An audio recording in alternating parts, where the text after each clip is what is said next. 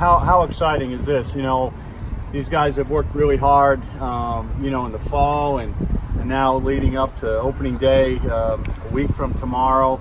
It's exciting, and the weather's been great. This time of year, you never know what you're going to get, but we've been very fortunate. We've been able to get outside, got lots of scrimmaging in. So we're excited. We're excited about the opportunity and the challenges that lie ahead for this group in 2019. John, the 2 seasons I've been here to cover you guys, there's no doubt last year's team was better than the year Right. 2 years ago.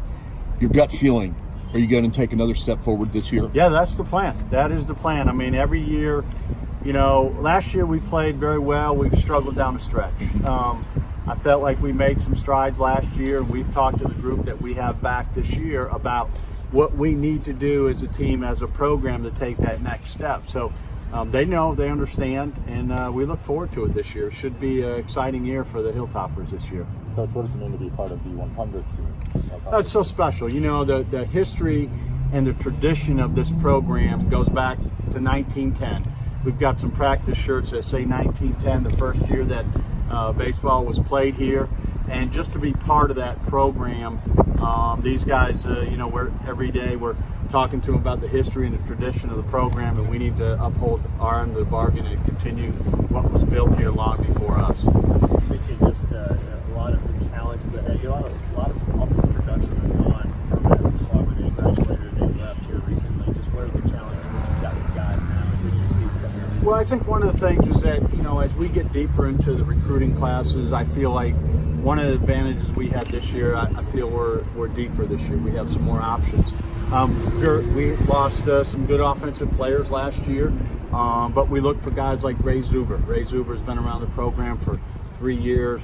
Kevin Lambert, got Davis Sims, a transfer from Murray who went up to the Cape this summer, had a great summer. Those guys, we look for them to step in and be contributors and help us move this offense along.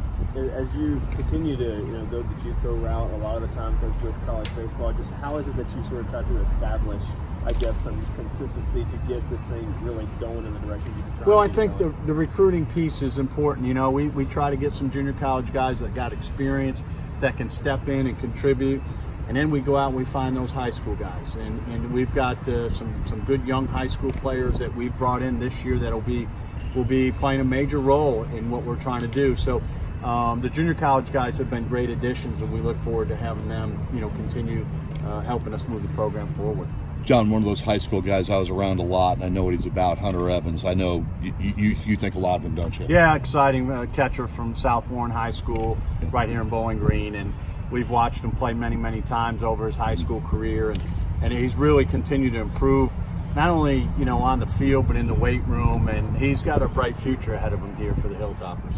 You mentioned the Davis Sims addition, and that's obviously big with what he's done in Murray and then in Cape. Just what exactly is it that he adds to this? Right? Well, he's a presence. When you have that type of presence in the lineup, somebody that a big physical, strong, and he's got some data behind what he's done at Murray and the Cape.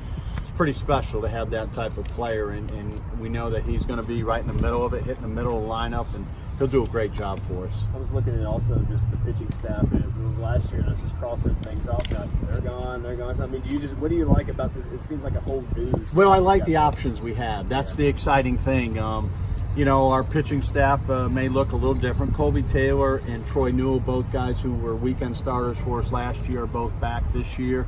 Colby, we're trying to get him. He's close. He's not quite ready yet, but he'll be ready at some point. Those two guys, and you bring in a guy that sat out last year, Reese Calvert, a transfer from Ohio State, and some of the young guys we brought in. I feel like this group, we have the most options, especially on the pitching staff, than we've had before.